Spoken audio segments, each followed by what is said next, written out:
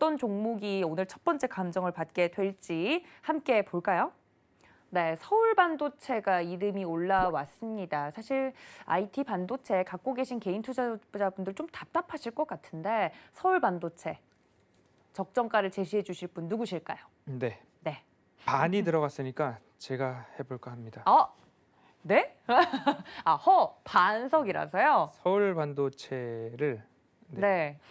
제가 정색을 하고 서울 반도체를 아니, 해보겠습니다. 좀 당당하게 치셔도 돼요. 괜찮습니다. 네, 좀 당당하게 크게 해주세요. 네, 또 목소리가 작아지세요. 서울 반도체 봐주세요, 빨리. 서울 반도체. 네, 반석 네, 위원님 빨리 봐보겠습니다. 봐주세요. 네. 뭐 서반석의 모멘텀 체크리스트로 봤을 때에 추세선을 뭐 어떻게 긋느냐에 따라서 어떻게 대응을 하실까에 대한 부분들입니다. 그러면 뾰족뾰족 튀어나와 있는 부분들을 빨간 색깔 동그라미로 이렇게 댁에서 한 번씩 쳐보십시오. 그런 다음에 이렇게 하면 추세선이 나올까 생각을 해보시고, 그리고 또 한번 코로나 팬데믹으로 주가가 다 지수 자체가 폭락했을 때를 접어두고서는 더 길게 열어놓고 본다면 이렇게 저가들이 형성이 될 수 있을 것 같습니다. 그러면 이 라인을 한 번 더 연결을 최근까지 한번 해보면 동일하게 추세선이 조금 완성이 될 수 있을 것 같은데요. 그러면 이 추세선을 깨고 내려가느냐 깨지 않고 내려가느냐를 분별할 수 있는 방법은 모멘텀 체크리스트 첫 번째는 차트상 저위험 구간이고요. 두 번째는 매출액과 영업이익이 증가하는 기업인가에 대한 부분입니다. 그러면 올해 전체 컨센서스를 보면 지난해보다는 매출액은 17% 늘어나고 후년도에는 7%, 그 다음해에는 8%. 올해 영업이익 같은 경우에는 지난해 대비 63% 성장하고 다음 연도 내년에도 11%.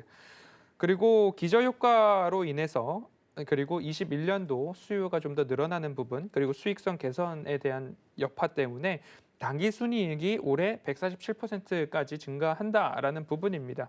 그러면 이 추세선을 쉽게 뚫고 내려가지 않을 것이다. 아예 실적이 꺾여서 마이너스 성장을 한다면 오히려 이 추세를 깨고 내려가겠지만 적어도 2년여 동안의 장기적인 차트 흐름들을 봤을 때에 이 추세는 깨지 않을 것 같다라는 생각을 한번 해보게 됩니다. 그러면 1분기 실적 같은 경우에는 매출액이 전년 동기 대비 27% 증가하고요. 영업이익은 250% 이상 증가를 한 모습입니다. 그리고 2021년도 전체 매출액과 영업이익 방금 전 살펴보았고요.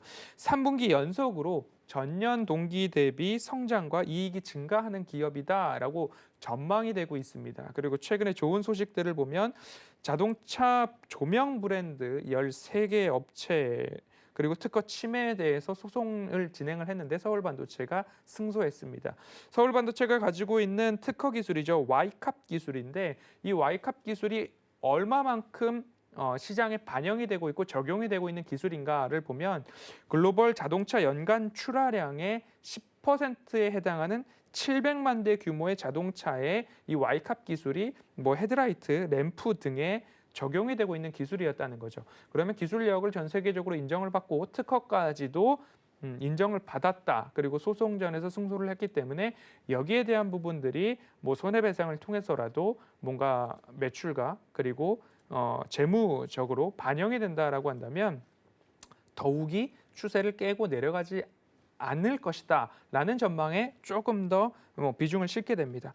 그리고 3분기 연속 전년 동기 대비 매출액과 영업이익이 증가할 수 있었던 이유 중에 하나, 그리고 좋은 긍정적 요소 중에 하나는 미니 LED입니다. LED를 넘어서 미니 LED가 이제 TV에 조금 더 고부가 가치 쪽으로 적용이 되면 기존의 매출과 이익 측면에서는 한 대를 팔았을 때 3배의 이익이 남는다라고 생각을 해보실 수 있는 것이 미니 LED 분야이기 때문에 기술력과 그리고 점유율 그리고 차트상 저점 구간들을 통과하고 있는 현재를 기준으로 봤을 때 오늘 종가 19,000원에서 마감을 했습니다. 그럼 차트를 조금 더 깨끗하게 열어놓고 다시 짚어보면 단기적으로 이 구간이 바닥 중에 바닥이라고 보여주고요. 18,800원, 19,000억 원이 바닥을 인식을 해 나가고 있는 6개월 이상의 차트 흐름입니다. 그러면 이 차트 흐름 속에서 매수가를 19,000원에서 18,800원 사이에서